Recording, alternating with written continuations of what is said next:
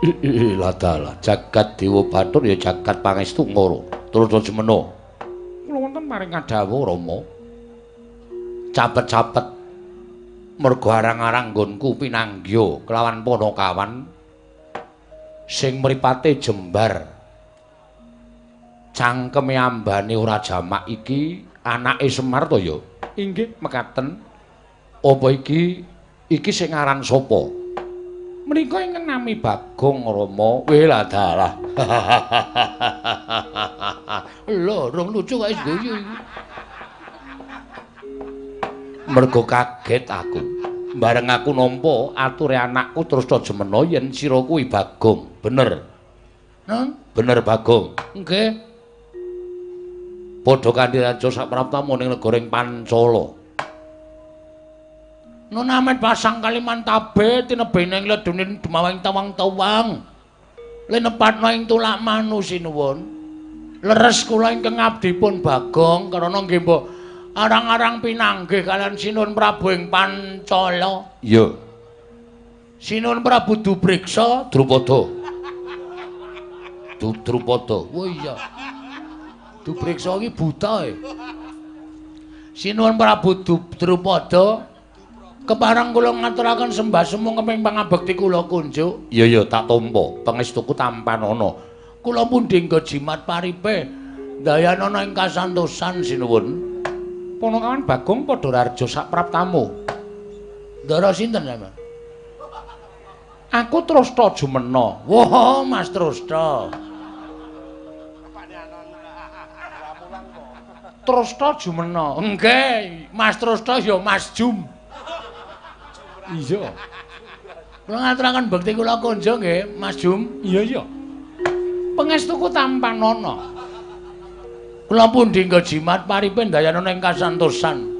Bagong Padhararja sapraptamu. Lho, menika sinten? Aku Patih Trasta Kethu. Wah, Kethu. Iya. Nggih, nek ana Patih bekti kula kunjuk. Iya tak tampa. Pangestuku tampan ana. Kula pundhi nggo jimat paripe dayanana ing kasantosan. Oh, lole kenthos lalu gembol manyar-manyar. Bagong Padhararja sapraptamu Bagong. Nek niki mboten pangling ketara lole niku. Kalih gembol manyar-manyar teruse duk neng dungkul tung. Begawan Durna. Iya, aku Begawan Durna. Nggih. Kala ngateng mriki. Oh, ya wis wonten aku sowan ning negara Pancala Bagong. Syukur. Padhararja sapraptamu wilujeng penemban bekti kula kunjuk. Oh iya tak tampa. Pangestuku tampan ana. Nun nggih sanget anggen kawula ndadosaken jimat paripe. Bagong. Padha kanthi raja sapraptamu. Nek suarane kados Ndara Baladewa. Yo, aku bendaramu Mandura. Lah rak tenan to. Wilujeng nering sambi kala sowan kula bekti kula kunjuk sinuwun. Yo tak tampa pangestuku tampan ana. Kula pundhi nggo jimat paripe dayanana ing kasantosan. Prayogan nuwun ngadhep ning karsaning Paman Prabu Pancala Bagong. Nun nggih. Sampun boten kirang prayogi piswanipun abdipun Panakawan Bagong. Bagong, wonten dawuh sinuwun. Eneng apa? Janur gunung kadingaren ora kaya adat sabene. Arang-arang yen to Panakawaning Pandhawa kuwi sowan ning negara ing Pancala. Lah kok dadi sira sowanane negara Pancala kuwi wigatine apa, Bagong? Ingkang sepisan kepareng ngaturaken salam sembah pangabekti kula kunjuk ngersanipun Sinuhun Prabu Pancala. Ya, tak tampa. Pangestuku tampan ana. Kula pundhi nggo jimat paripe dayanana ing kasantosan. Dungkap angka kalih. Wale-wale menapa sinuwun? Sowan kula sampun Prabu Drupada menika wonten wigatos ingkang badhe kula aturaken sehubungan kalian awak kula piyambak. Lho. Piye to tegese piye? Ana wigati ngemagepokan karo awakmu dhewe iki tegese piye? Ah, menika ngaten. Sowan kula sanipun Cung Prabu Drupada menika nyatakaken dhateng pekabaran sampun birta mbok bakul sinambiwara pawarta binandhunging Karna menapa kepara saestu Bilih inggih menika putra paduka pepundhen kula Gusti Ayu Wara Drupadi menika kondur wonten ing negari Pancala. Sinuwun. Ya, pancen bener. Lah apa kowe diutus dening bendaramu Werkudara apa dene Janaka apa nekula Sedewa supaya nyatakake anakku bali narang negara ing Pancala? Oh, mboten, mboten. Lho, ora diutus, mboten. Lah apa to sababe kok kowe nyatakake marang Atmajaku Wara Drupadi? Menika karep kula piyambak. Karep kula piyambak. Terus karepmu piye? Ana wigati apa ing magepokan kalawan Atmajaku Wara Drupadi? Ha menika ngaten. Kula menika nampi sasmita ingkang dumeling tanpa wujud wonten ing madaning pasumpenan nalika tilem wonten ing Parangkusuma. Wekdal dinten kepengker kula menika nenepi wonten pinggiring segara. Ya. Beta klasa alit. Kula tilem janjane nggih ajeng lek-lekane kok klekaran niku garang angine ya kepenak. Terus maklap ilang saknalika kesadaran kula jebul kula menika manjing wonten ing madaning pasumpenan. Lho, manjing jroning pangimpen. Mekaten. Pinanggih kanan setunggiling Jawata ingkang nuwun sewu radi mboten ketingal peteng. Ya.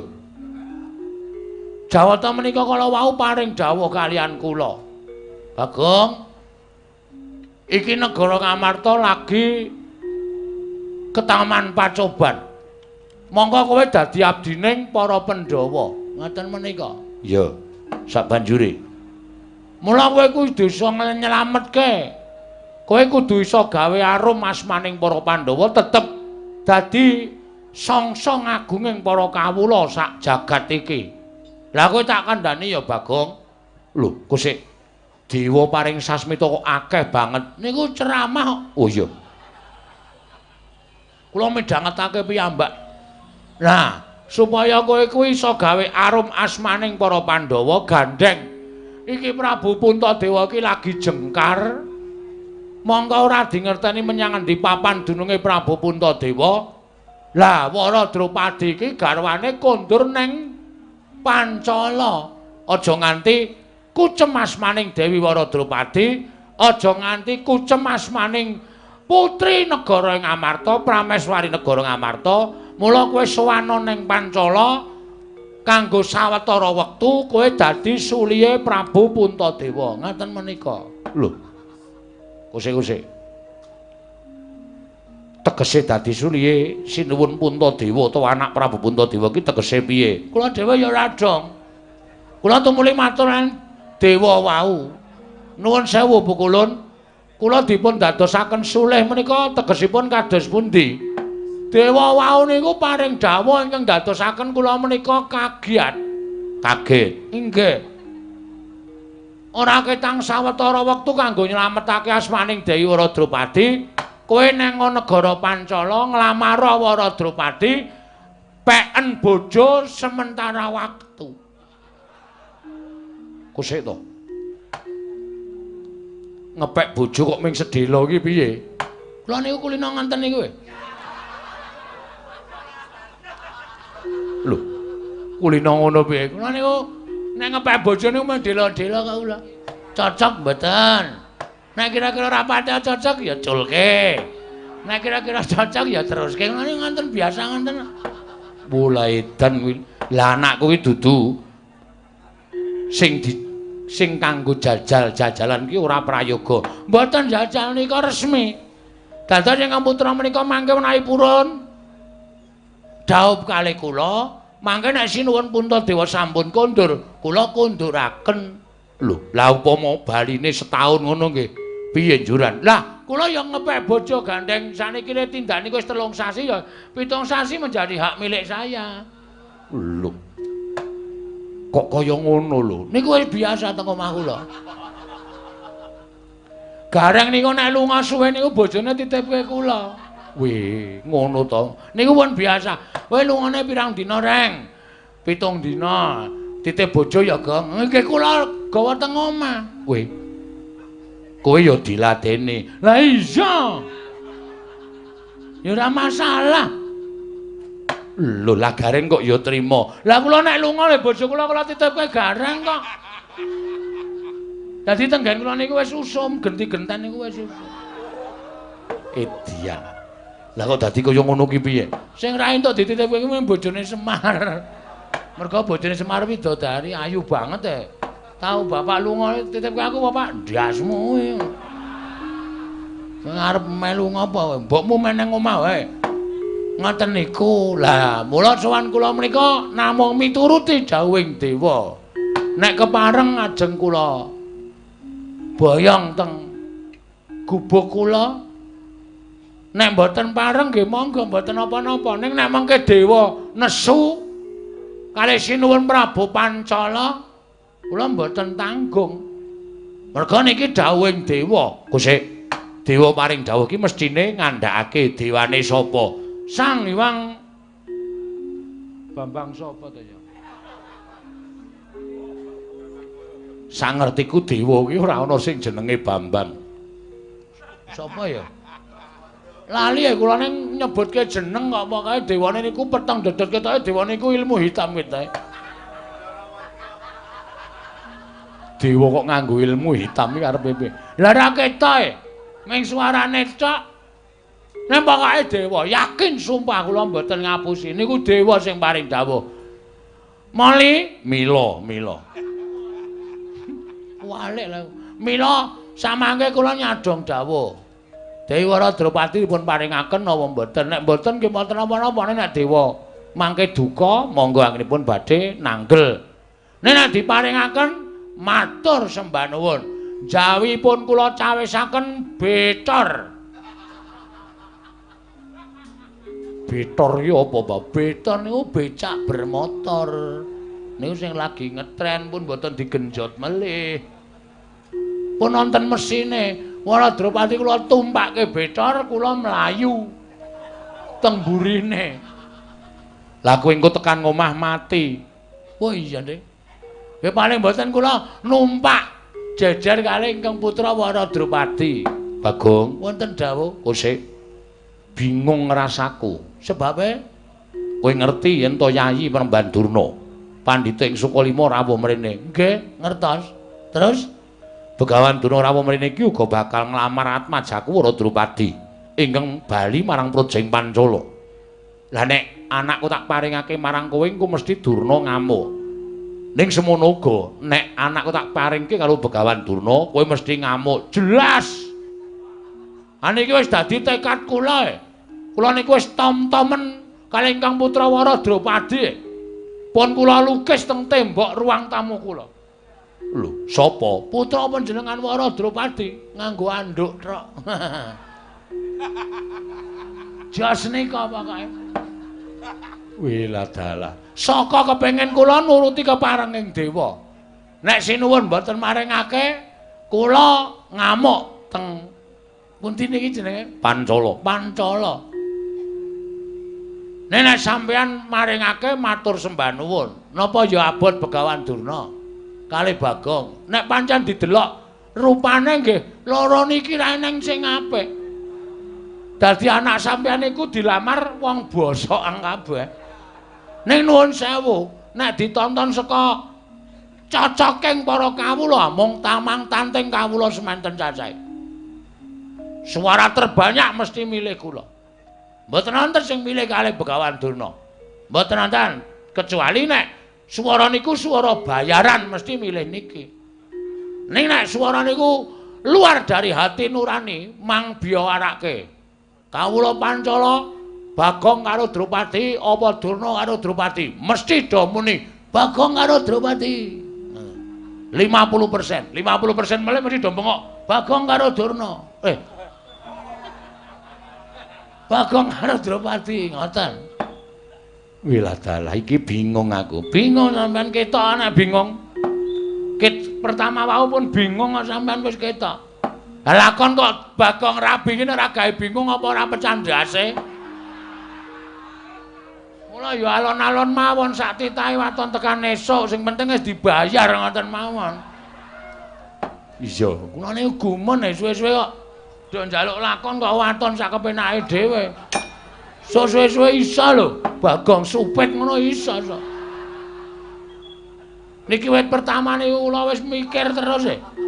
Piye iki gek mengko lakone piye?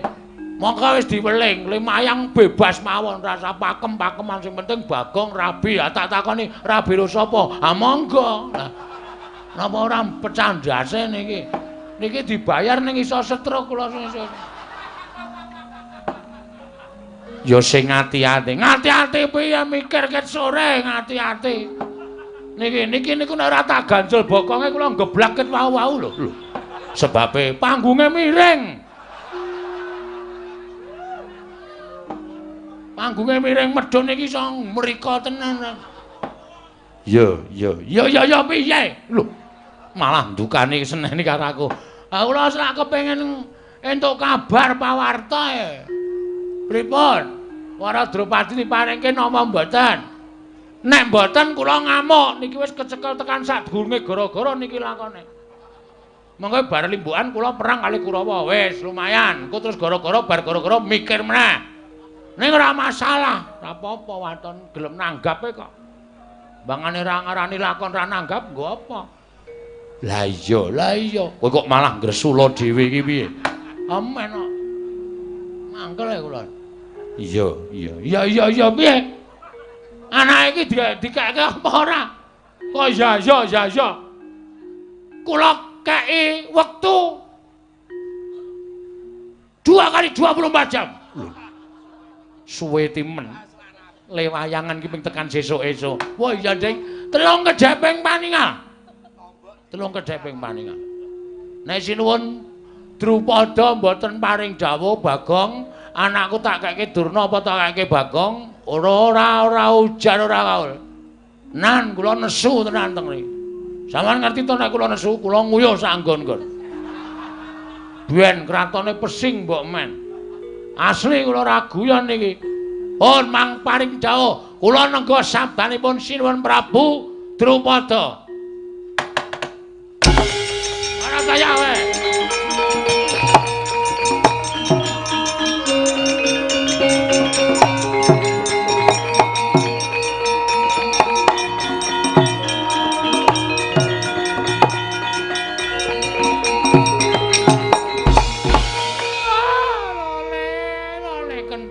Gembol manyar-manyar duk neng dungkul wana dadi ala salah sati wana. Lah kok dadi Bagong ucape kaya ngono karo Bagawan Durna. Kowe wani sekecap pedha sekecap karo nata ing Pancala Prabu Drupada. Oh, anggep apa ing atase kowe derajate gedibal 17 wong arek nyala mripat.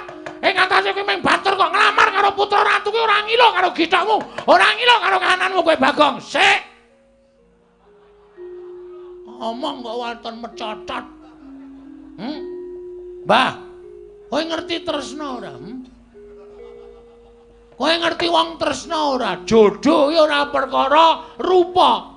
Ana tembangan gegarane wong akrami dudu bondo dudu rupa nanging ati pawitane luput pisan kena pisan. Luput pisan dipreksake.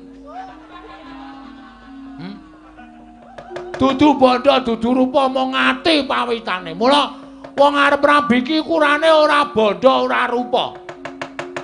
Arep ndhe bondo akeh. Nek ora dikeparengake karo sing gawe urip dadi jodhone ora bakal iso kelakon. Arep rupane bagus, nek ora dijodohi karo sing gawe urip ora bakal kelakon. Ning nuwun sewu, arep rupane meng kaya ngene nek jodhoke karo sing gawe urip kuwi 1000 dalane. Camkan itu. Ora sampe nae dhewe kowe. Oke, wong sing lanang elek, sing wedok ayu oke. Ana sing wedok elek, sing lanang ayu oke. Ana sing elek kabeh ya ngono. Ana sing lanang ayu, sing wedok bagus. Sing wedok ayu, sing lanang bagus. Kuwi ya pirang-pirang, bagus kabeh. Wedoke ayu kabeh ya pirang-pirang. Mula aja sok ngembe karo wong sing kedunungan katresnan. Terus saniki tak wale, sampeyan iku wong tuwa, wis duwe bojo, ha ta? Ora. Monggo bojo sampeyan lain daripada yang lain. Ora apa-apa ana bojo kok keleke papat.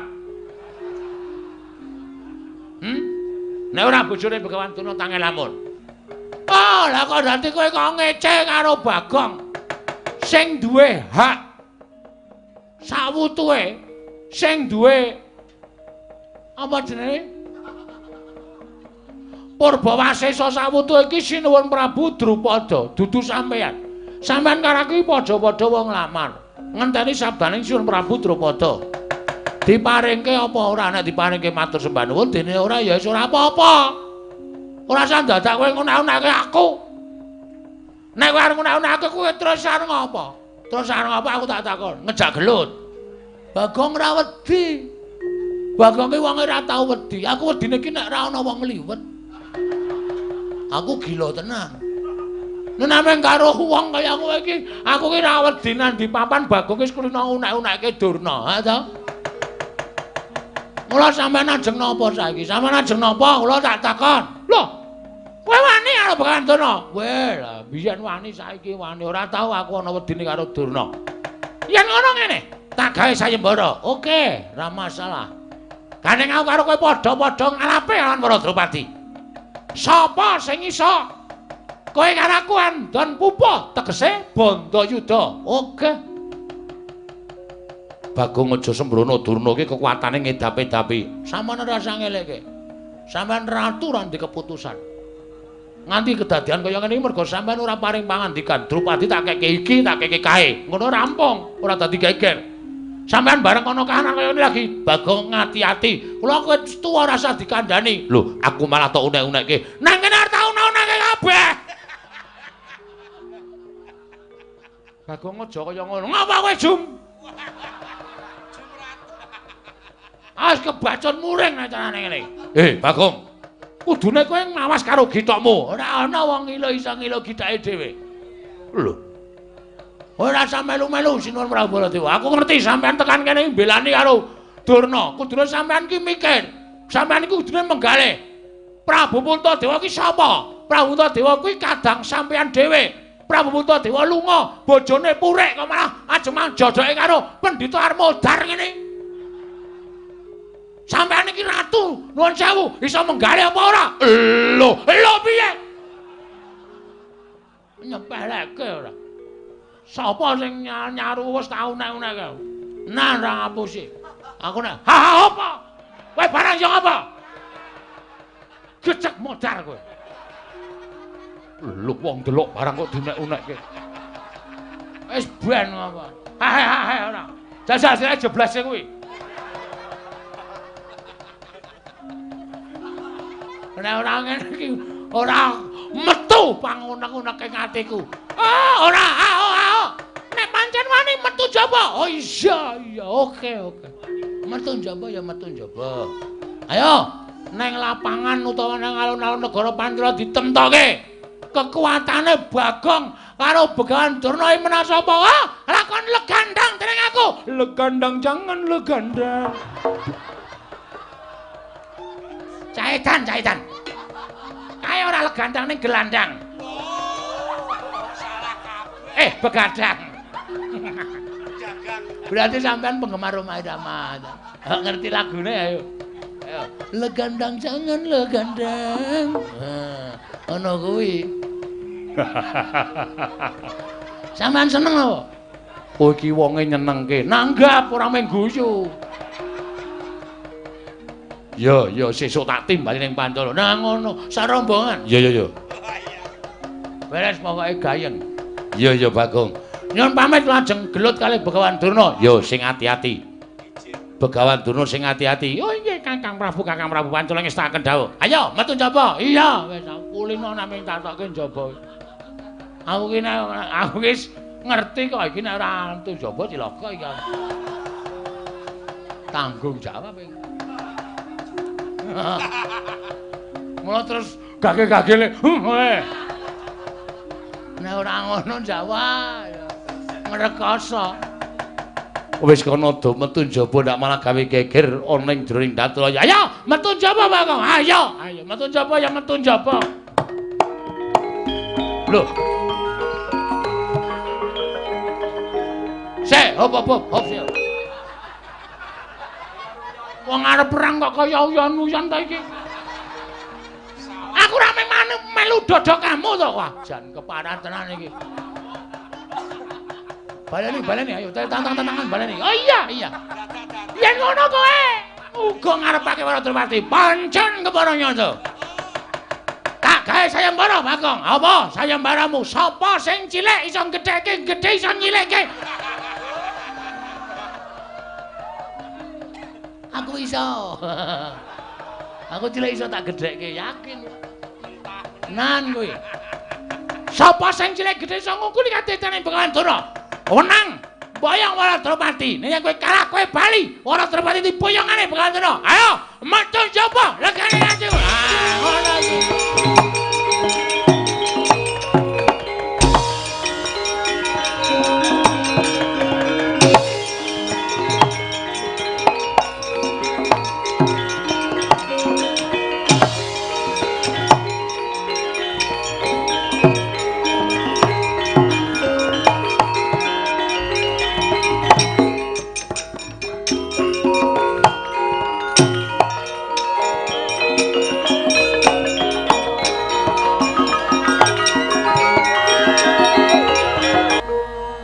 Semu surgal srogol keladuk wani kurang geduga.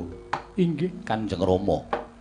Nanging tumrap aku apa kang dadi lagiane Panakawan kang aran Bagong iki mau pancen yo nglipur kelawan ati.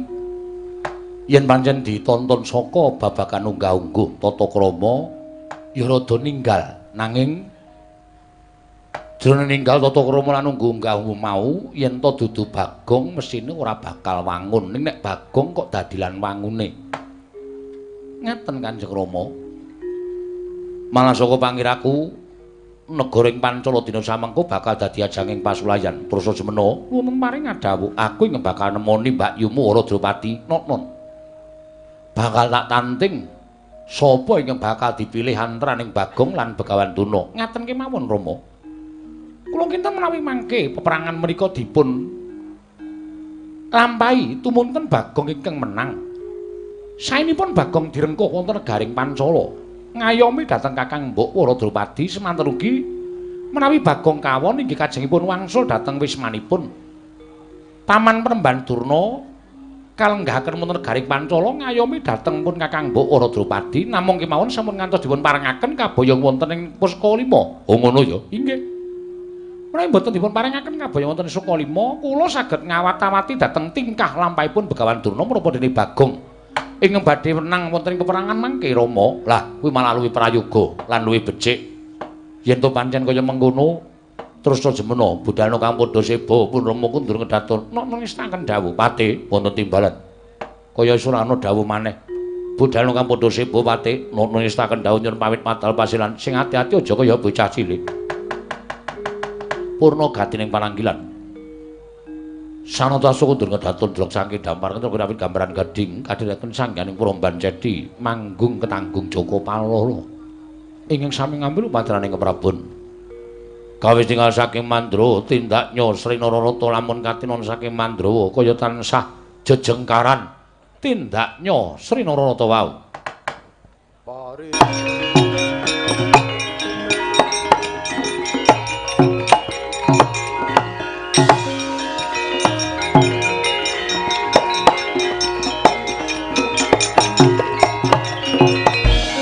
Bagong yen malegang legong Panakawan ning para Pandhawa Kladuk gecul kang mural ucul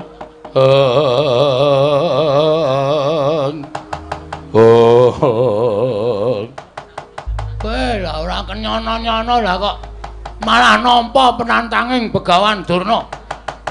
Durna tak bledhek kok dadi ngawe sangganing para Sata Kurawa. Apa dikira Bagong ijen kaya ngene ming wong loro saudon telu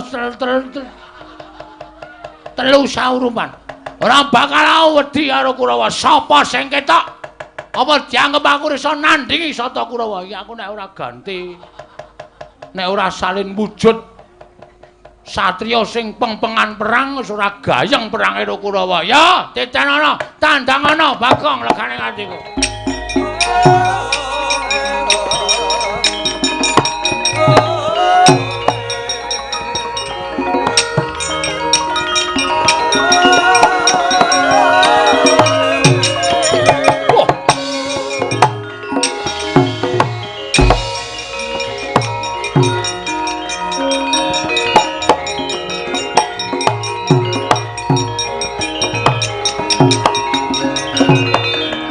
Bapak keperanggul mungguh ngayuda. Kepapak bawat nyobentar bawat nyobentar. Kepapak nyomungguh ngalogo. Oh, lho. Ora pangling iki kaya Setyaki. Dasar Barayata. Sadringar Boruji Raden Setyaki. Weh lah dalah. Lah kok kowe neng kene? Kurawa dampyak-dampyak. Barisane kaya arep upacara dina Senin. Sedyane apa? Goleki menyang endi Bagong? Bagong iki ponokawanku. Yen cilik kowe wani kendhak sikara karo Bagong. Gedene wani nyilakani Bagong Setyawan. Setyaki sing ora trima. Wani karo Kartomarma sing tawedene apa? Ora minggat tebak dalu kene margane patimu. Leno pangendamu hilang dompetmu Kartomarma.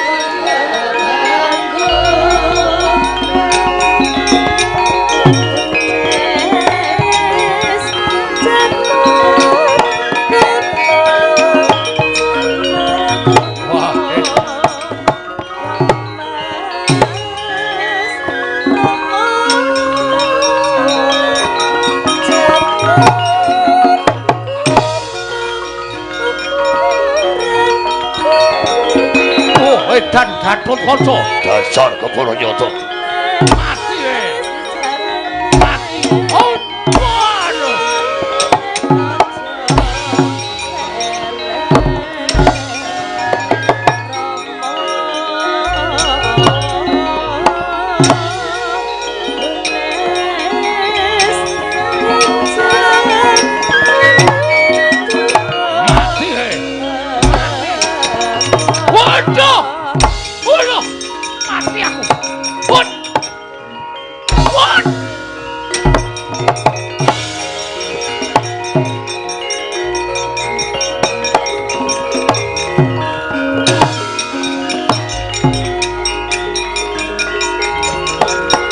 minggir.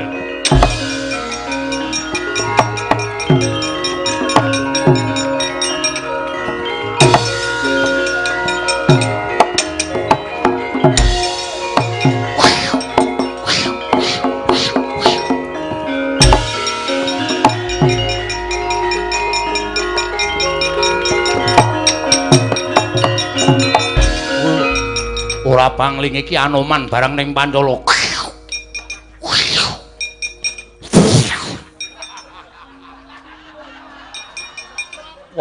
Anoman mere kok idune nganti muncrat-muncrat. Edian nguyuh barang. Endi Bagong? Kena kowe? Ketemu karo Bagong yen iso nglangkahi. Kuandane Sariman. Sariman aku Anoman. Mati dening aku pangkau tak ayone. Oh!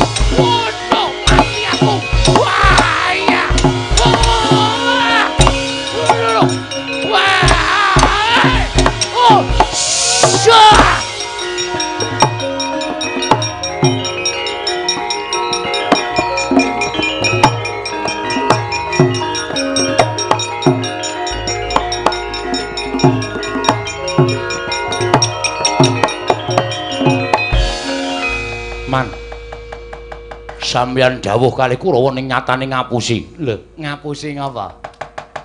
Bapak Durna paring dawuh nek Bagong sing dadi pepalangi nggone bakal mboyong Wara Drupadi. Ning nyatane Bagong wani karo Bapak Durna jebul kancane pirang-pirang. Lho, kesik ta? Bagong ki ijen kula ketemu kali Sencaki. Sencaki gelut kali kula dereng rampung dumadakan wonten Gatotkaca. Sirah kula dicekel karo kaca kula wis mati. Kula wis rumangsa mati. Ning diuntir gulu kula niku mboten kok pedhot malah kaya digrepek mak kruduk ngoten. Nek kudune kowe mati kedahipun kula nyemanggaken. Wah, edian kancane Bagong pirang-pirang. Tur digdaya kabeh. Man Anoman balang nggih tumut. Ngetok. Lah kok mak jundil kula semanggaken Dur. Nun. Bagong kancane pirang-pirang sirnakno le. Nggih, saken dawuh.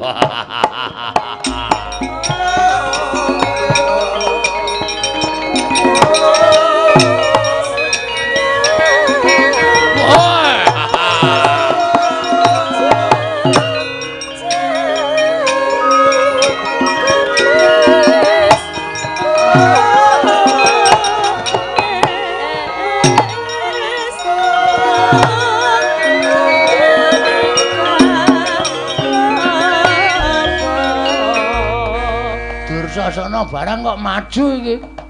Nek ora dadi sing luwih gedhe, iso diajar aku ya. Ora wedi mungsuh sapa wae aku.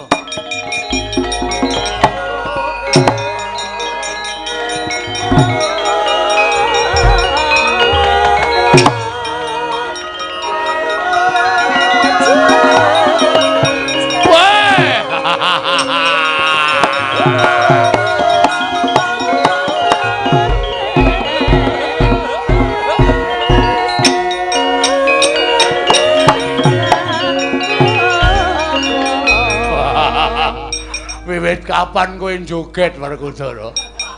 Wah, sapa ngerti gubuk asmara. Aku seneng joget. Wah, edan. Wah, Werkudara iki. Wah. Dasar Bharanyata. Wah, suaramu kok serak iki ngopo? Wah, kokean karaoke. Wah. Demit. Kakang Dursasana. Werkudara winti Bagong? Bagong iki padha kawanku. Sapa sing arep gedhasi ora karo Bagong? Aku sing ora trima. Wah, omonganmu kaya wong mendem ngono. Iya ngek. Satriya kok iya ngek. Mati ning aku. Wah, idak mati kowe. Kaya apa aku sing tekaning mati. Iya. Ayo. Ojar.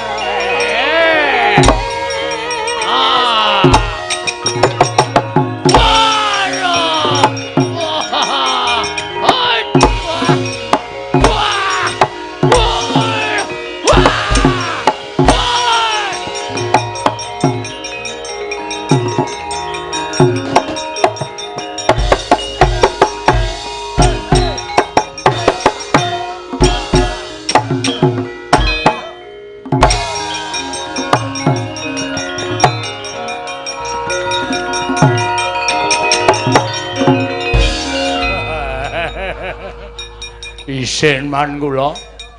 Kaisin piye? Kula maju rek kae goleki Gatotkaca Sencaki ketemu kali Werkudara. Lha kok sik ta?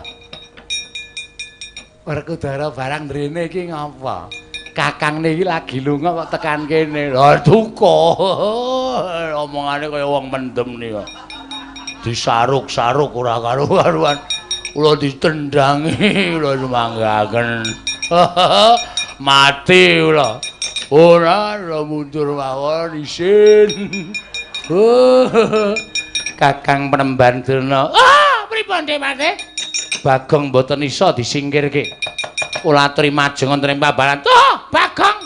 Ora minggat sing arep aku tiban cundha manik mbok dadi muparat kowe.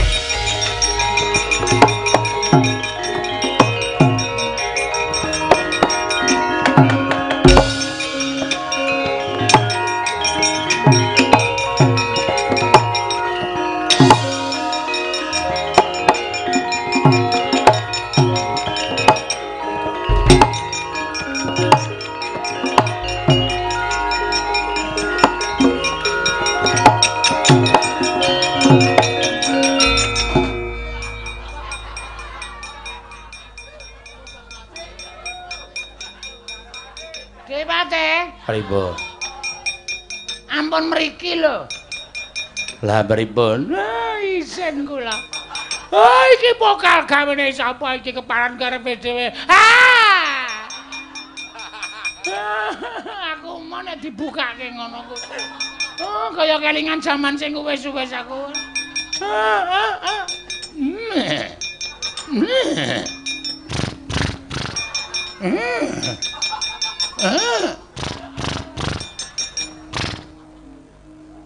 Kok le jembin.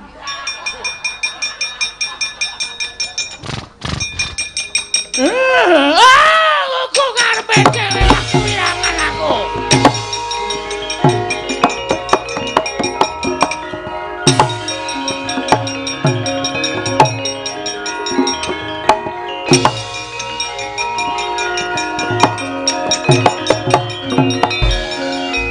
Bawa dulu tas pundi? Wirangan, Ger. Bagong gawe wirang wong sepirang-pirang. Bagong iso malik napa-napa. Lho, malik napa-napa pripun? Kula nek crita malah isin lho. Lho kok isin pripun? Bagong iso malik Setyaki, iso malik Gatotkaca, iso malik Werkudara. Bareng kula maju nggawa cundha manik. Malik napa? Isin kula. Malik napa sampean nang bloko kalih kula? Balik jaran. Oh, sengku niki iblis. Malah ngomong-ngomongke ora. Mongkon jengking-jengking nika. Coba ora ana kula. Mesti wis nyelingkrek. Sampeyan niku cangkem elek ora. Loh. Bagong kekuatane kaya ngoten. Oh, inggih nggih. Bagong. Yen manyen iso nambahi Kyai Nenggol aku meguru karo kowe bareng.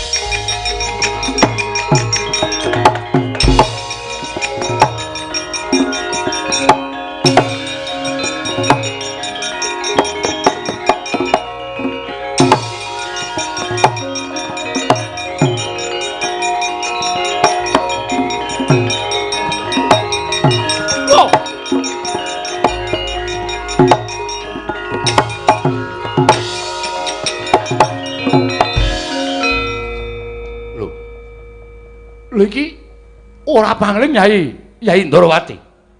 Kanggo Prabu. Kula aturi sareng sawetawis. Ning mangsuk mono mangadil luwih ana sasmitaning sun jagat masesane Bathara. Kanggo Prabu. Kanggo Prabu Baladewa kula aturi sareng. Kula aturi nyiram mawi tirtaning Banyuwangi. Menawi Kanggo Prabu lajeng tumuli ngligo Kyai Nenggala menika mboten prayogi kedadosanipun. Asu iki Bagong iki. Iki Bagong menungso ora tataran. Lah kok malih Ratu Ndrawati. Kanggo Prabu sampun paring pangandika ingkang mboten sadèrèng iki. Menika ingkang rayeng Ndrawati ya Prabu. Ingkang rayeng Ndrawati. Ndrawati dengkulmu mlocot. Dengkul panjenengan nggih mlocot. Edan iki piye lho iki? Iki karepe piye? Kanggo Prabu, menawi panjenengan ngginakaken senjata cakra, kula ugi mboten badhe wang-wang. Mboten badhe kekilapan, sarta kula mboten badhe ragu-ragu. Ngginakaken senjata ceraka. Apa? Ceraka. Cakra. Nah, kados pangandika panjenengan. Sameneika Kyai Nenggala dipun du karo senjata cakra. Kowe tak tamani Nenggala mesti mati. Mboten saged kula mundi Sekar Kembang Setaman. Cangkeme kowe klira-kliru ngono kok. Sekar Wijaya Kesuma menika dados panguripane wong sak bumi. Sinten ingkang sampun pejah menika dipun ungkuli Sekar Wijaya Kesuma menika sabet gesang malih. Ingkang sampun pejah dipun ungkuli Wijaya Kesuma saged gesang malih. Mila Wijaya Kesuma menika dipun suwun supados kinarya obat kuat. Koko Prabu. Koko Prabu. Panjenengan mboten atus monggo dipun pundhaken eblet gelandang negara legane ati wae.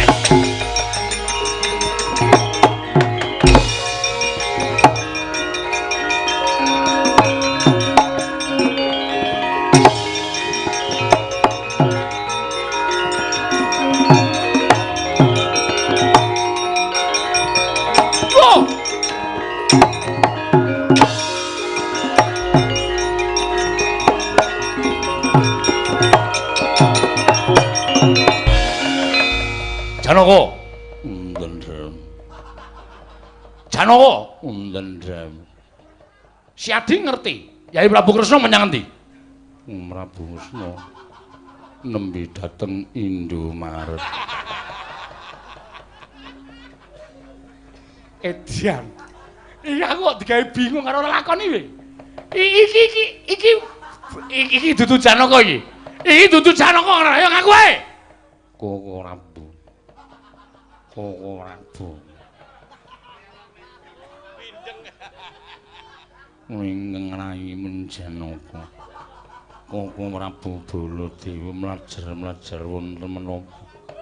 Aku goleki Yai Prabu Kresna. Koko Prabu Ndrawati mboten dalem papan menika. Koko Prabu. Nggih. Wonten nyiram tenang sabar. Menawi Koko Prabu mboten mangke.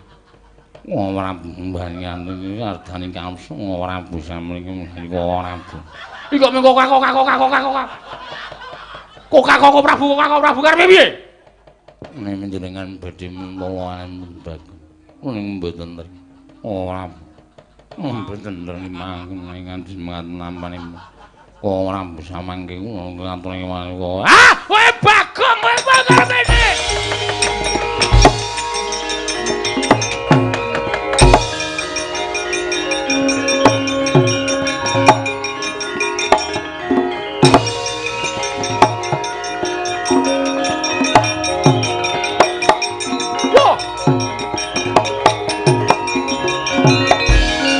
Pakde mlayu-mlayu napa Pakde? Pakde Mandura mlayu-mlayu nang ngopo Pakde? Nek pancen Pakde duwe krepetan kandha karo Antasena, aku sing bakal nglampahi Pakde. Anak kula nang Antasena. Aku anakmu nang Pakde.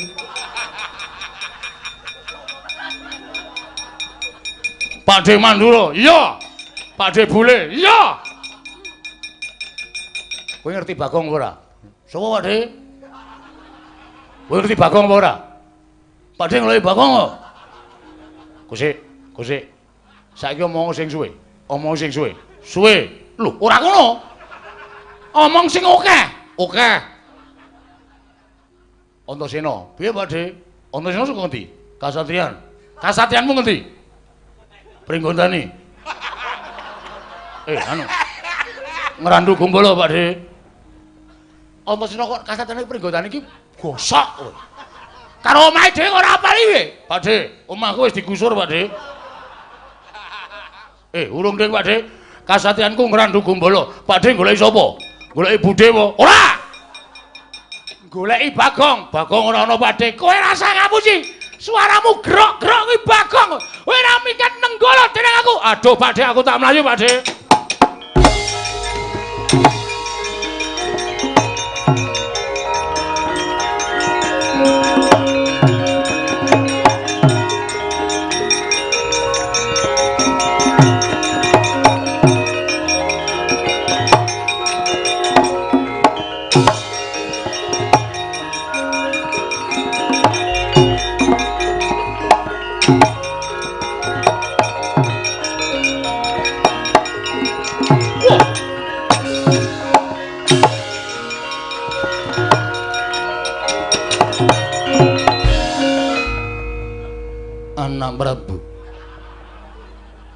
Kula suwun kanthi sanget kula aturi nyiram mawi tirtaning kesabaran. Sedaya perkawis menika mboten badhe paripurna menawi namung kinarya regejegan anak Prabu tiyang agung. Paman Prabu Pancala kula nyuwun pangapunten sakalangkung kathah mboten dados menapa nggih. Namung kula kanthi sanget kula suwun kula sampun panggihan kan anak kula pun Wara Drupadi. Paman wonten dawuh. Kados menika wartosipun. Yai Wara Drupadi sagang ladosi bapa Panembanduna menapa mboten? Kula sampun nanting dhateng anak kula pun Wara Trikandi, anu Wara Drupadi. Supados badhe ngladosi kalian kadang kula tunggal guru duk nalika wonten SD Negeri Impres.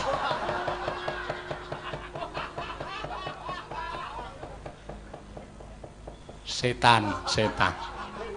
Tiwas tak basani.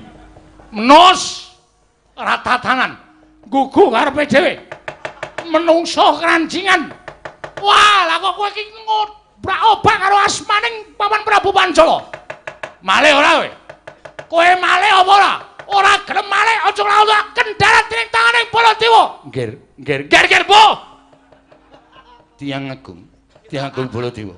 Menawi panjenenganipun tiyang agung Mandura menika mboten kersa angendhak dhateng kamurkanipun menapa badhe kula wadulaken dhateng tiyang listrik. Lah tenan to. Lah tenan kowe pake. Ayo pokoke entekke wayange.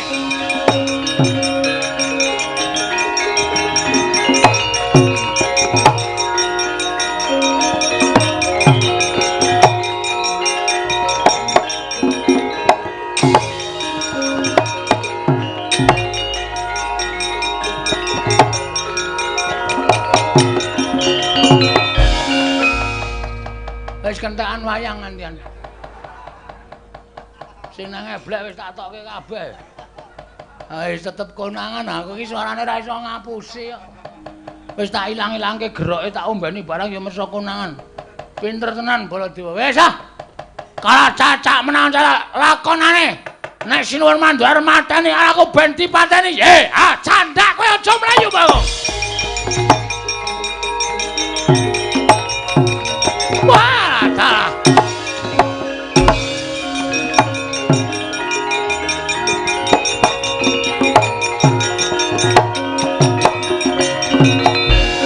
Candak. Kecandak kowe saiki. Bar mlayu nang ndi kowe? Ora mlayu wis ora ana dalane kok. Ayo saiki kowe manut ora? Manut pripun? Kowe bali. Nyaketen niku bali. Yo. Wis ra ana ojek. Ngrekoso kula le mulih.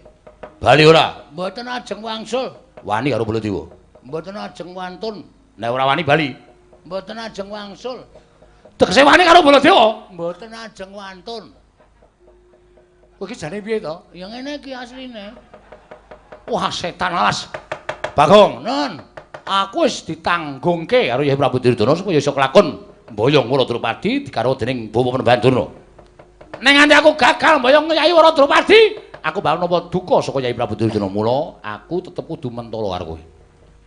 Terus kowe bali ora? Mboten. Tetep ajeng garwa Dewi Wara Drupadi. Ora ngilu karo gedhokmu. Pun ta. Tresna niku mboten perkara bagus elek. Sapa ngerti kula mangke ketemu Wara Drupadi purun kali kula. Lho, sapa ngerti? Nek ngono ora gelem minggat ngarepe Baladewa. Mboten. Glandang nenggala mbuh dadimu kowe ponakan Bagong.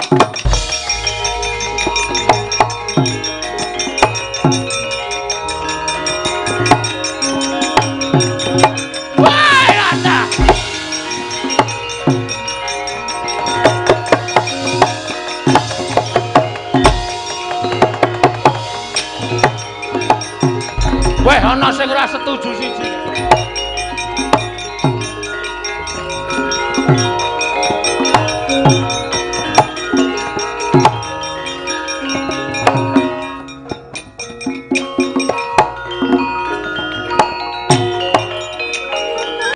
Bagong, wonten dawuh, aku ngaturke panuwun.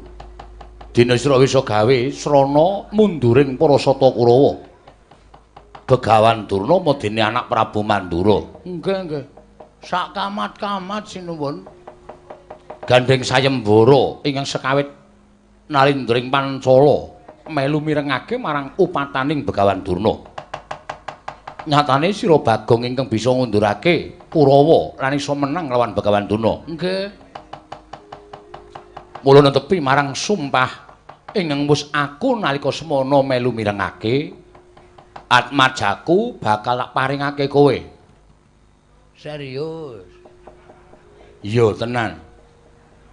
Ya nek rika kurun, nek mboten purun mula Drupadi bakal tak timbali ana ing kene supaya adu arep karo kowe ponakan Bagong. Aduh. Ora nggo jungkat cilik aku. Arep jungkatan sik. Wis ora usah dadak kowe macak. Anane kaya ngono yen Drupadi nampa ya ben ditampa. Yen ora kaya aja gelo. Nggih nggih ngestakaken dawuh. Terus Jemena wonten paring dawuh Rama. Mbak Yumu aturana tindak mrene. Oh nggih ngestakaken dawuh. Monggo Kakang Mbok. Timbali Kanjeng Rama. Iya terus Jemena.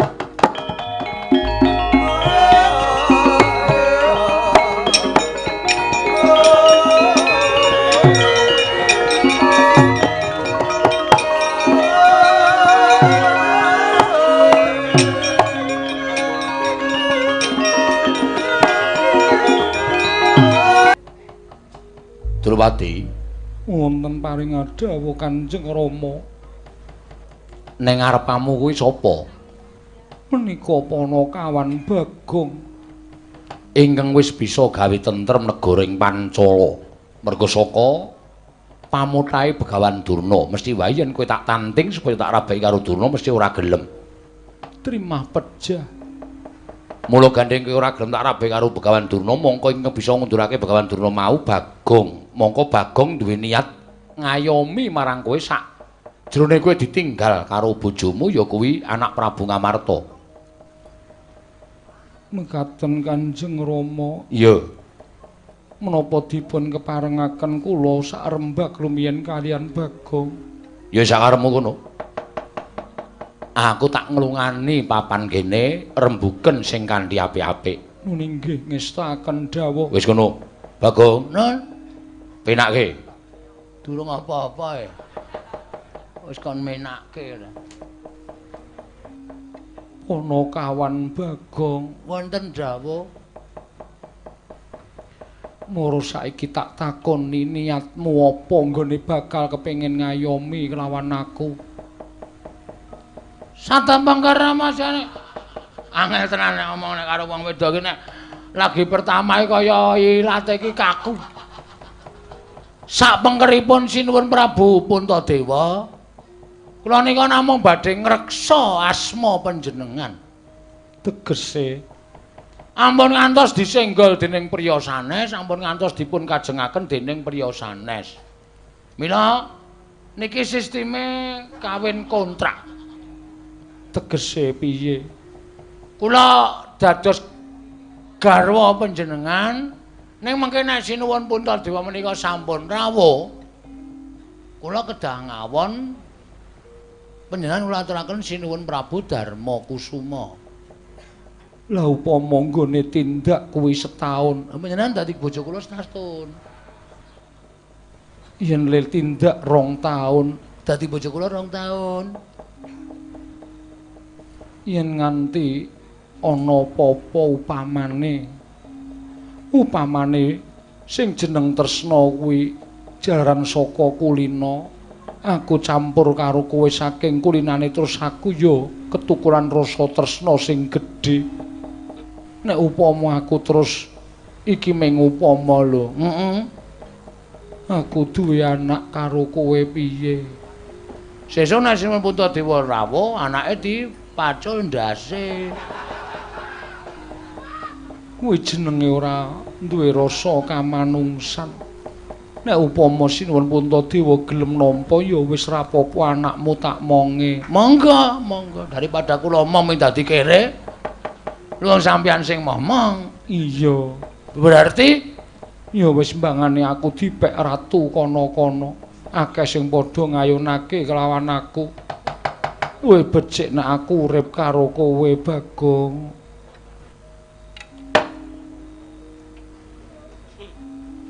Puspawana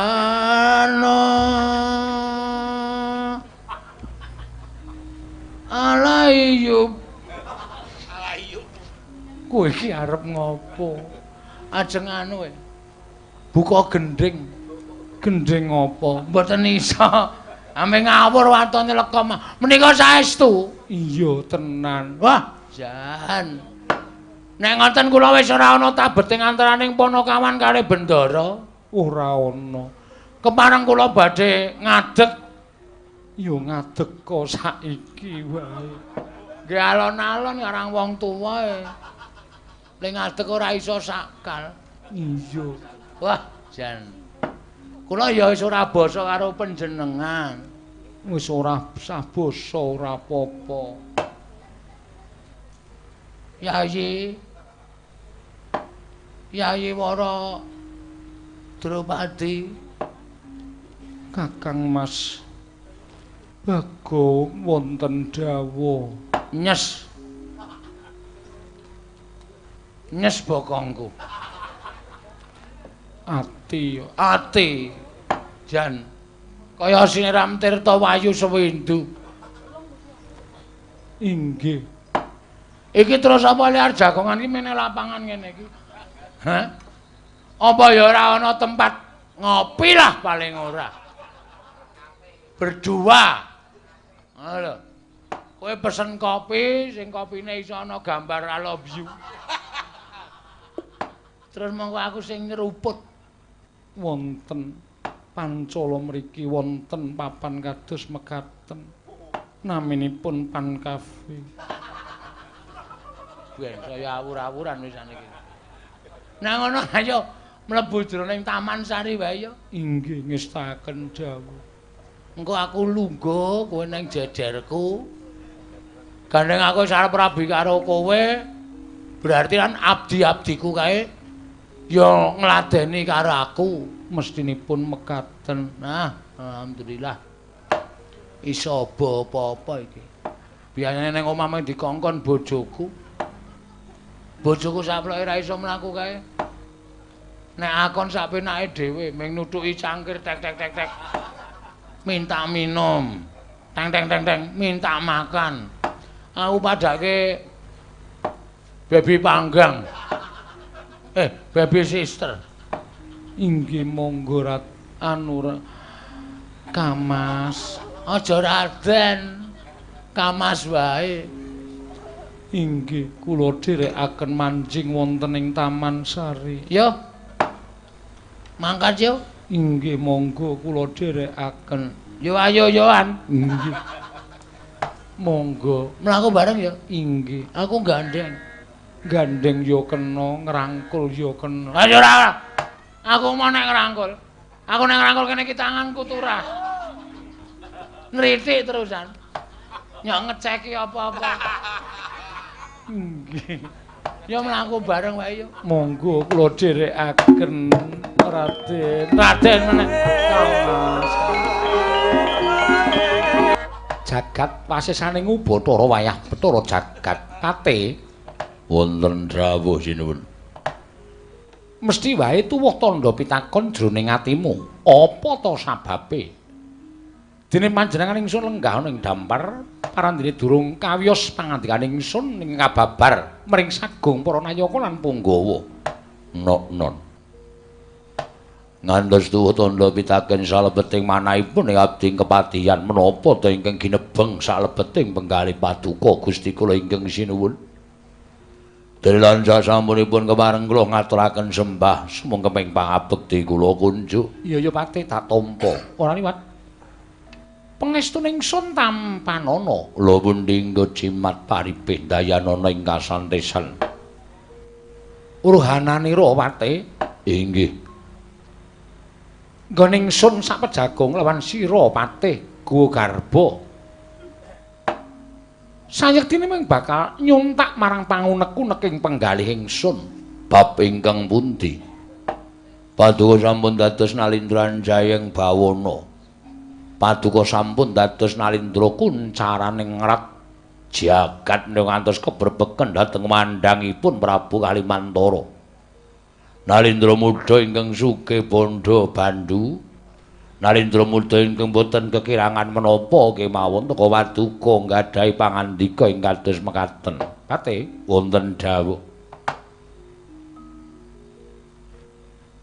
Yen babakan derajat pangkat ora kurang. Inggih. Yen babakan bondo donya ora kurang. Inggih. Pun Paduka menika menggalihaken anggen Paduka kepengin amungkasi jejakanipun Sinuwun Prabu Kalimantara. Pancen bener kaya mengkono. Lajeng wanita pundi ingkang dados weting penggalih Paduka lumahing bumi kira ping Ngamarta Prabu Darmakusuma. Ya mung wektu dina iki Sinuwun Ngamarta Prabu Puntadewa mau lagi linggar praja. Mbuh menyang ndi papan lenggahe kabeh ora ana ingkang ngerti tumuli Dewa Drupadi kondur marang negara ing Pancala. Pate wonten dawuh. Kalodhangan iki bakal tak gunakake nggonku nyidra kelawan sekaring kedaton ing Pancala ya kuwi Wara Drupadi. Lho. Menapa mboten langkung mrayogi menawi jengandika menika nglamar ingkang kanthi sae-sae. Upama tak lamar tangih bakal diparingake jernyatane Wara Drupadi durung dipisah dening Nalindra Ngamarta Prabu Darmakusuma tegese isih ana kewajibaning nata Ngamarta Prabu Puntadewa kasinggihan mekaten mula ora ana cara ingkang kudu tak lakoni kejaba mung nyidra marang Wara Drupadi menawi ngantos kawanguran menapa mboten adamel lingsem penggalih Paduka Sinuwun Prabu Kalimantara isin ketemu mburi sing baku aku bakal muktekake kelawan Dewa Drupadi kepareng Paduka aja ingkang padha nderek mengko mundhak kawanguran Kakang Prawadya boleh bakal nderekake jengkaring sun samengko ora urung bakal dadi tandha pitakoning para kawula ing padha weruh. Ihi. Lajeng kepareng Paduka ingsun dhewe ingkang bakal lumalat ana ing negara ing Pancala yen ana kalodhangan sarta samengko ana lenaning para wong-wong Pancala Wara Drupadi bakal tak cidra pate. Leng-leng ing driya mangungkung pangungkung ganduan rimang lelena tanpa kanin lelena tanpa kanen yen tantulusa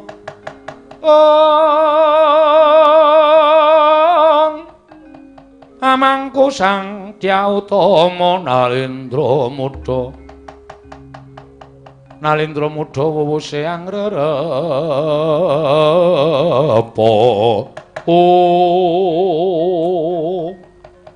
menawi tetela mekaten namung sembah kula ingkang nderekaken jengkar Paduka Gusti kula ingkang sinuwun tak jaluk pamujimu aja kendhat nggonmu nyuwun marang panguwasaning dat kamurwing dat muga-muga kelakon panjangkaku sembah kula ingkang nderekaken jengkar Paduka sinuwun ya pate alugon lakuning lekas lukita linuting kidung kadung kadereng momong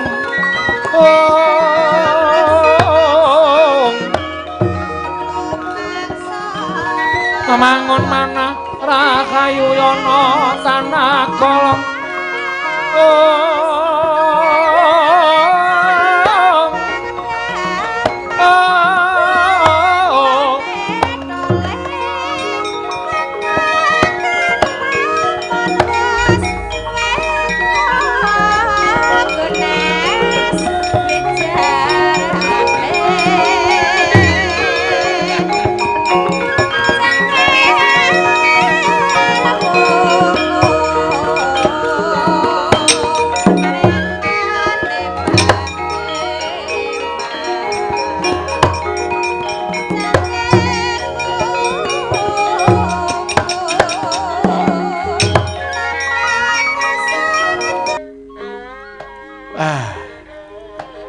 kula piyambak nggih melu prihatin.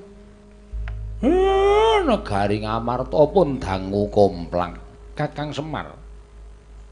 Nganti bingung penggalihku nalika aku kudu ngupaya menyang dilenggahi Nyai Prabu Darmawaji. Monggo wis ora kurang-kurang nggone kelawan kadangku Yai Werkudara dene Janaka bebasan tepung gelang kekalangan. ngupaya menyang endi dununge Yayi Darmaji parandene ora entuk tandha-tandha menyang endi lenggahing Nyai Prabu Puntadewa. Dipol kula Ndara mula wektu dina iki Werkudara Janaka lan Kresna kakangku rawuh ana ing Karang Kadempel ingkang wigati nyuwun pepadhang kelawan Kakang Semar. Senadyan Kakang Semar wujuding ngaceplik mung batur, nanging aku percaya yen to Kakang Semar ngerti sejatine menyang endi lenggahing Puntadewa kakangku. Ampun ngoten. Lah mbok kabedhah dada kula kapendheta manah kula dereng nate ngertos. Lan kula dereng ngerti teng pundi lenggahing sinuwun Prabu Puntadewa. Ming sing dadi kaget raos sing manah kula ngendikane kabar sing kula tampa. Ndara kula Waradrupadi malah kondur wonten negari Pancala. Iya, pancen bener mengkono Kakang Semar. Lah napa mboten langkung prayogi nek sampeyan kalih Ndara Werkudara Ndara Janaka niku nanjihke garwa Ngamarta luwih dhisik sowan teng negari Pancala. Mbok menawa sakmangke wonten pangandikan saking Sinuwun Prabu Pancala awit sampun kedangon Sinuwun Puntadewa ngenipun nilar negari Ngamarta menika Ndara. Miyat langening kalanggiwan aglar pandan moncar tinoner kekonang surem sorotetan padang kasoran pacaring purnameng kekono dasari mongso katiga ing jagat wasaning Ubathara Werkudara. Iya. Lah kok bener kendikaning Kakang Semar? Pun Kakang lan Siadi ketungkul ngupadi menyang lenggahing Nyai Prabu Darmakusuma nanging ora menggaleke lawan Yayi Waradrupadi. Yo. Mulayu Dimas, apa kang dadi aturing Kakang Semar kuwi diestokake seranane sowan luwih dhisik ora ketang sedhela ing negara ing Pancala. Nanjeke kelawan garwa ing Ngamarta. Wah, yen pancen kaya mangkono. Aku mengkari manut ayo Kresna kakangku tak derekke jlamprung aja nganti keri Semar anakmu dikanthi. Nggih. Mareka den prayekna semuriris.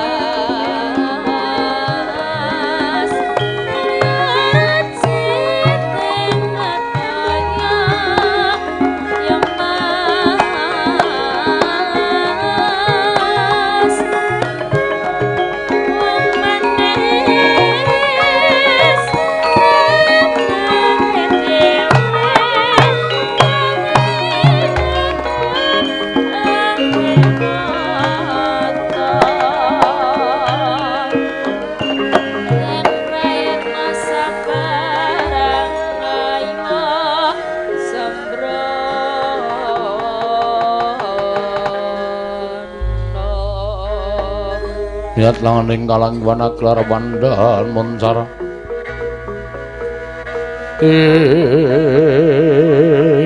non ler kekonang suram sorotetan padang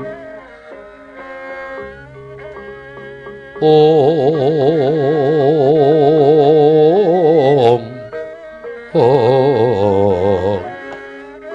ilatala persasat kadidene lumampang panci peteng papak obor sastra biar padang trawangan nggih kula ngaturaken panuwun dene anak Prabu Indrawati sampun kepareng rawuh wonten negaring Pancala paman kula ngaturaken bekti kula kunjuk nggih kula tampi dawa sami-sami Durwodo bapakku aku ngaturake basaku katura ya ora kudara tak tampa paman lu ngaturaken sembah pangabekti kula kunjuk ya ya Arjuna ndak tampa. Ing pamaning Pancala nderek prihatos. Dhateng lampahan ingkang sampun lampah wonten negari Ngamarta mendranipun anak kula, anak Prabu Puntadewa. Ngantos dados jalaran wangsulipun anak kula Waradrawati wonten negari Pancala nggih. Aman. Sawanipun ing putra Indrawati jatosipun nanjaken babagan perkawis menika. Lajeng sakmangke Yai Ratu Waradrawati wonten negaring Pancala kalersan mekaten. Namung kula nuwun sewu wonten lampahan ingkang mesinipun badhe kula aturaken dhateng resanipun anak Prabu Indrawati. Lho. Lampahan menapa? Ingkang wonten gandeng cenengipun kaliyan pun anak kula Waradrawati. Bab ingkang pundi paman? Nggih. Sakwangsulipun anak kula Waradrawati negari Pancala menika paribasanipun banjir mangsi udan awala. Karah para nalindra para brahmana satri ing sami ngayunaken dhateng anak kula sami ngraita lamun nalindra ing Ngamarta sampun boten badhe kundur malih wonten negari Ngamarta. Manah kula menika bingung. Pundi kedah kula lampahi ngantos Begawan Durna kemawon sowan wonten negaring Pancala badhe nglamar anak kula pun Waradrawati bejanipun wonten sowanipun Panakawan Bagong ing nalika semono paring dawuh utawi munjuk atur dhateng kula piyambakipun nampi sasmitaning dewa kedah saged ngayomi dhateng bendaranipun inggih menika pun anak kula Waradrawati satemah dados pancaka rageng kaliyan para sata Kurawa nanging elokipun lah kok Bagong saged ngunduraken sangga para sata Kurawa mboten nemungaken menika. Kalebet Begawan Durna lan Nalindring Mandura ing ngraka Tiyang Agung Baladewa kapracundhang mengsah Bagong. Tumuli kula menika nggumun. Bagong kok gadhahi kekiyatan ing kados mekaten menika. Lajeng nalar kuna tumunten kula menika metang menawi Bagong nggadhahi kekiyatan kados mekaten menika ngayomi dhateng ingkang bendara inggih menika pun anak kula Waradrupadi tartemtu boten badhe wonten tiyang ingkang wantun ngiriguda dhateng atmaja kula pun Waradrupadi. Lajeng sakmangke Bagong wonten pundi? Bagong sakmangke sampun mapan wonten Taman Negaring Pancala. Malah piyambakipun sampun matur dhateng kula badhe ngayomi dhateng pun Dewi Waradrupadi anak kula salaminipun Prabu Puntadewa anak kula mantu menika kesah saking Negaring Ngamarta. Lan Bagong sampun matur menawi mangke anak Prabu Puntadewa sampun timbul piyambakipun badhe nilar Negaring Pancala. Nanging pakatinipun Bagong kados mekaten menika mboten sae kedadosanipun Jer Bagong menika namung derajatipun Panakawan paman. Lah nyatanipun kula sampun kebacut maringi palilah dhateng pun Panakawan Bagong lajeng menika mangke kados pundi nggih? Gonjang ganjing langit kelap-lapaton lir kincanging risang mawe gandrung dara. Nggih. Arjuna kula wonten paring adawu.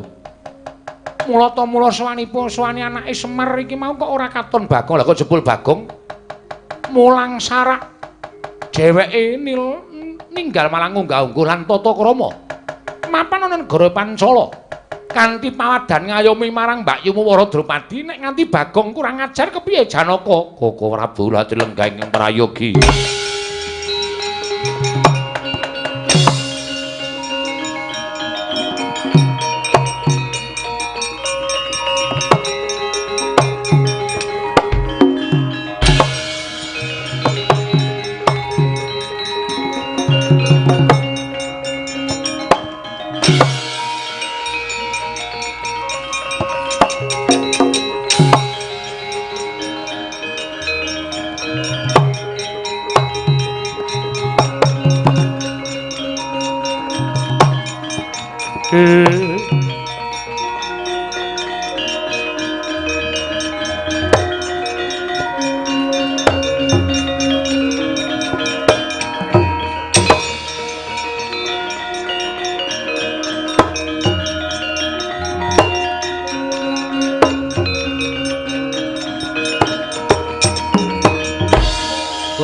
Ganjing langit kelap-lapaton lir kincanging risang mawe gandrung. Bagong dalem bener ngendikaning Paman Pancala murang tata ing atase ming derajating batur. Lah kok kowe wani padha-padha lengguh jajar kelawan Kakang Mbok Waradrupadi.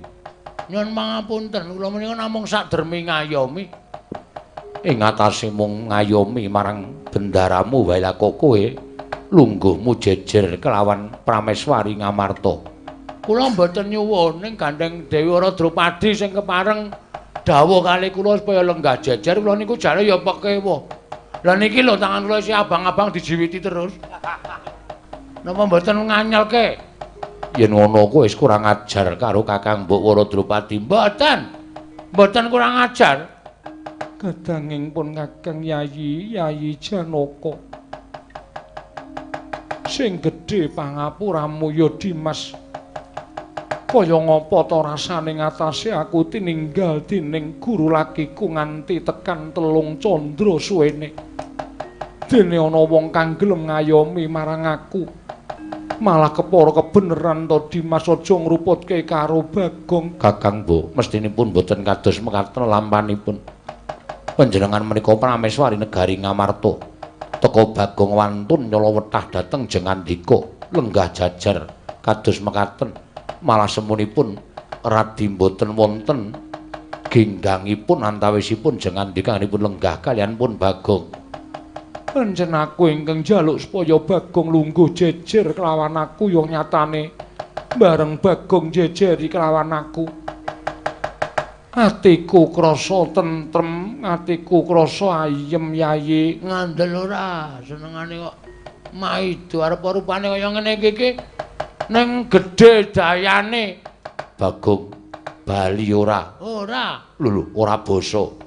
Ora basa wae sampeyan nyatane ketone ajeng meri karo ketrimane uripe Bagong kok. Pokoke aku arep nang kene sak teruse, nek ora sak teruse ya sak timbule Ndara Puntadewa kula ajeng teng mriki ngayomi karo Dewi Waradrupadi.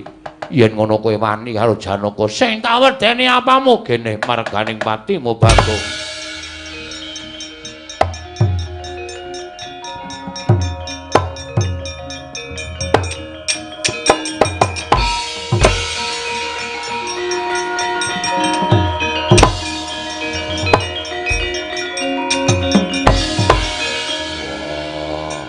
Aku wis ngerti rembugane Janaka karo Bagong.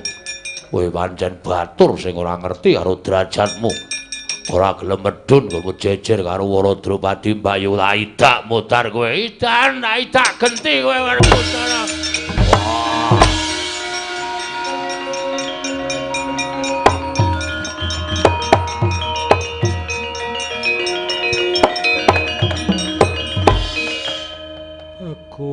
Bagong. Saya gawe pangeram-eram ing ngatasé satriya-satriya Ngamarta lah kok mbok kalahake. Lenggah sik ya sayang. Iya. Aku nek ora ngladeni wong-wong kae ndak dikira aku wong jiring getih wedi mati. Iya Bagong. Mengko sak rampung aku nandangi Janaka karo Werkudara, aku kembali ke sini. Iya wis kono kepenakno. Tandangane nak tuman wae.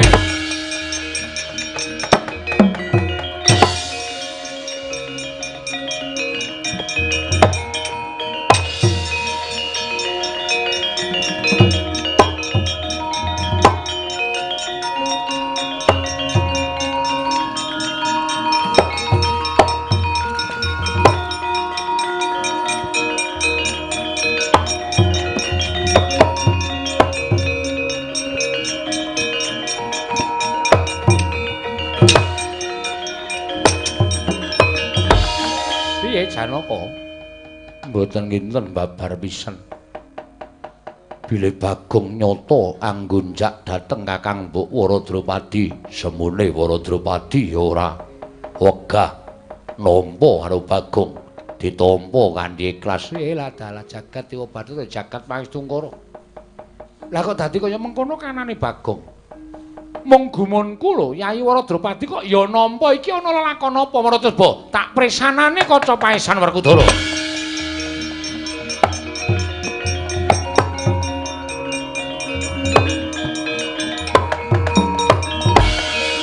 Ya jagat paesane ngubut ora wayah bloro jagat. Lah kok isa-isane nglakoni. Resna Kakang kowe ning apa? Sawise mresani kaca paesan teka mesem. Kaya lega penggalin Kresna kakangku Janaka wonten paring adhawu Werkudara. Nggih. Bagong kaya adhep ana. Ning aja kowe gendhak sikor karo Bagong. Parmaduka Kanjeng Koko Prabu Janaka luwe-luwe. Kowe sumengkema ning pepadaning Bagong kae njaluka mati wong loro. Wah iya.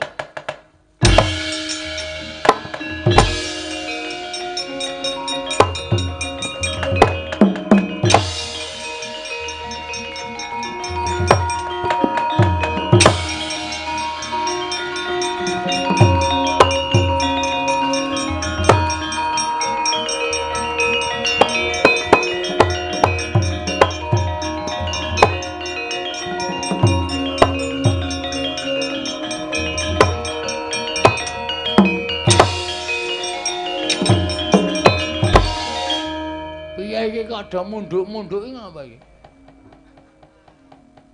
Bagong. Wiwit dina iki aku njaluk mati. Lho. Ngapa? Saka ngendi doan? Saka pis-pis ya. Bagong. Wah. Aku njaluk mati. Wah, janane ngono kuwi mah. Sone aja-aja. Bagong edan ora gagas karo aku. Aku patenono. Bagong aku patenono. Aku trima mati ning ngarepamu Bagong tinimbang aku wirang bebareng. Aku patenono. Apa perlu aku kudu suduk salira ning ngarepe Panakawan Bagong. Aku patenono Panakawan babar sejatining wujud nata Ngamarta Prabu Darmakusuma.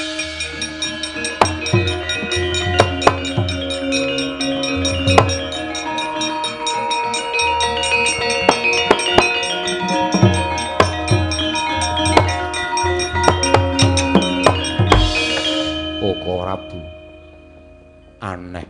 Aneh piye Yayi? Teka Paduka mimba Bagong solah sakbawanipun mboten benten kalian Bagong. Monggo Kala Prabu menika mboten saged ngecul kumarucul. Nanging ing menapa saged jebles kalian Bagong.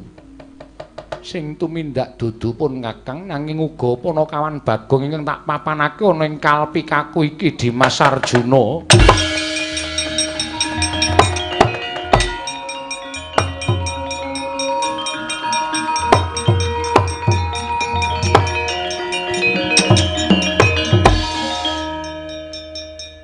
Dados ingkang ngendika sanes panjenengan dudu aku ora iso omong cara Bagong.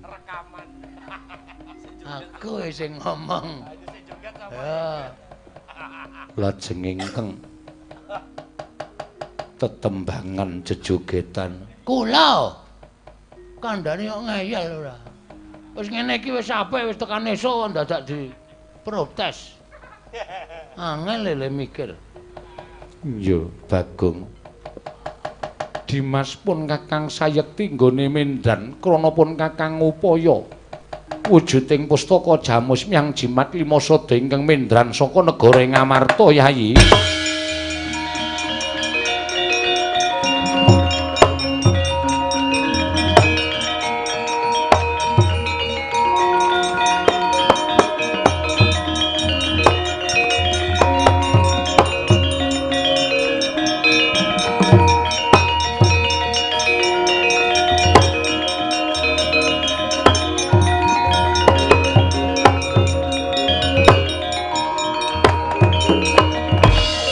Prabu inggih kula sampun mangertos dayanipun Yayi.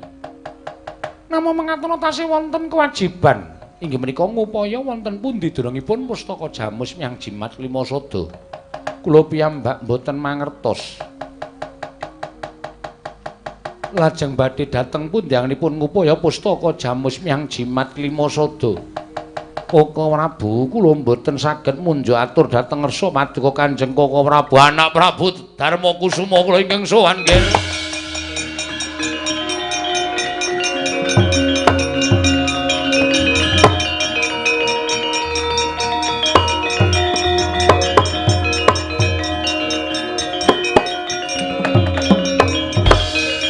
Nggih, kula nyuwun senjata pitulung. Ing Rama ing Pancala nyuwun tulung. Paman Pancala wonten menapa? Ingkang garwa anak kula Waradrupadi cinidra dening Duratmaka. Bineta ngambah dirgantara kula sumanggaken nggih anak Prabu Darmakusuma.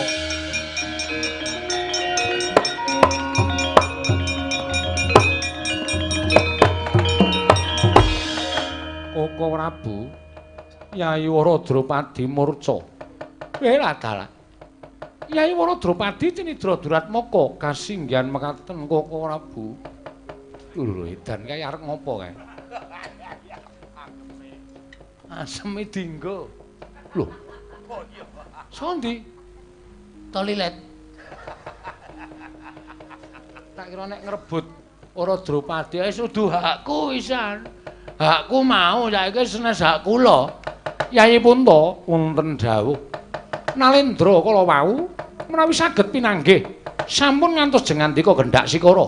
Namung latri pasrah pejagesang dhateng Nalendra kala wau Yayi Puntadewa.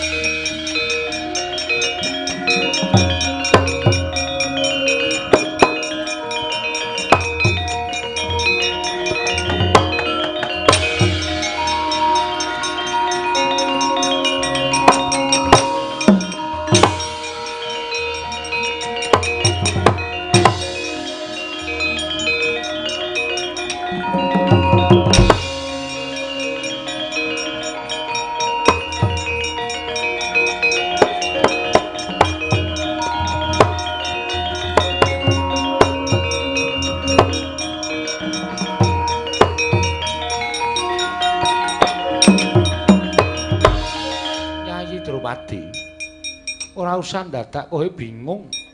Ora usah dadak kowe rumangsa bakal tiba ning Padasuri.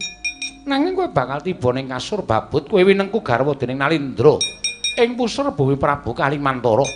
Aku Nalendra muda. kowe njaluk apa wae bakal tak turuti. Waton kowe gelem ngladeni kelawan aku nata Kalimantara Waradrawadi.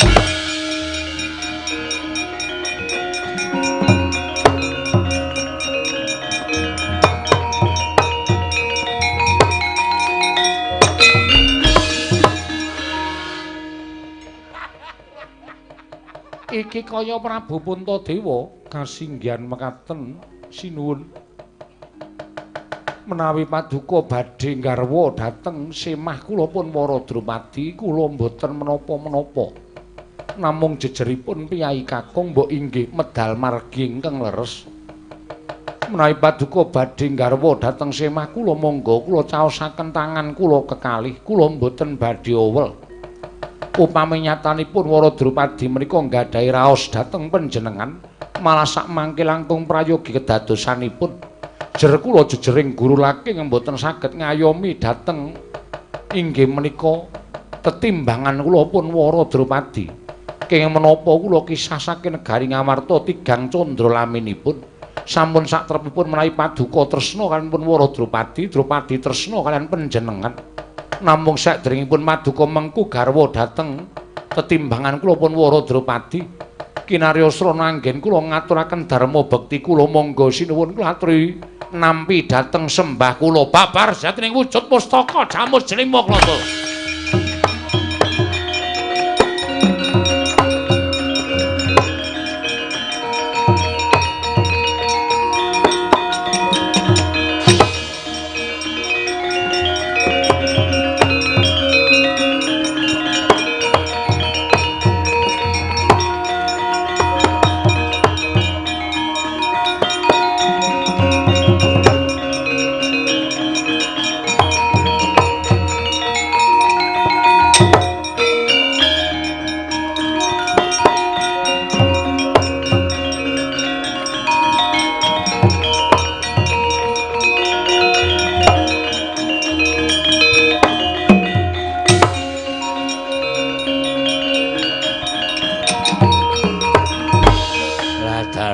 Katon padhang kahanane.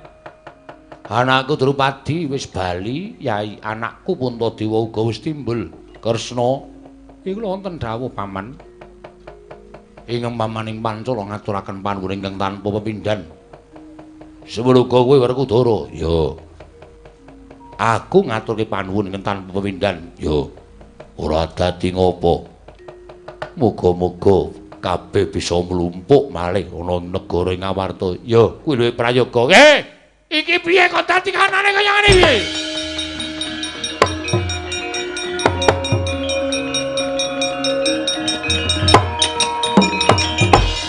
Lho.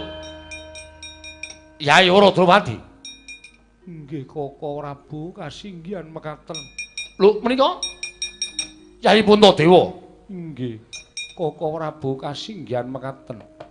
Wonten menapa Koko Prabu dene jeng ngandika Kanjeng Koko Prabu rawuh semunipun nandhang duka.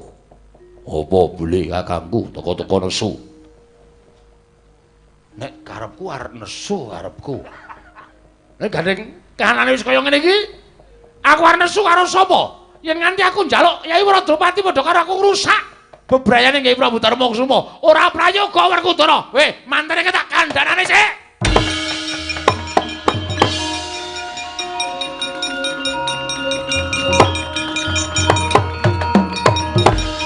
Bathara, wonten dawuh. Wangsul. Lho, kula kok kan wangsul pripun? Kyai Prabu Puntadewa sampun timbul. Wah. Sampun kondur? Sampun. Aduh.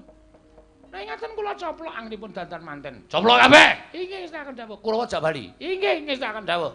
Ampun gawe rame negari Pancala. Oh inggih ngestaken dawuh. Nggih anak Prabu Baladewa.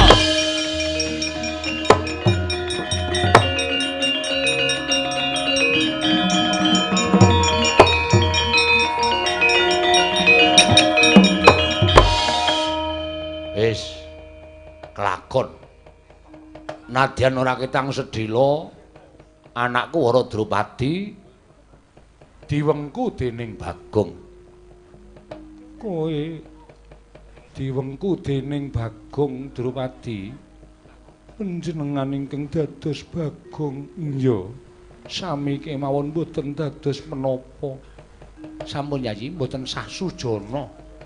Wong sing dadi Bagong panjenengan kok ya sanes kula nanging Bagong ingkang dados ingkang kula kanthi manjing kalpika. Inggih.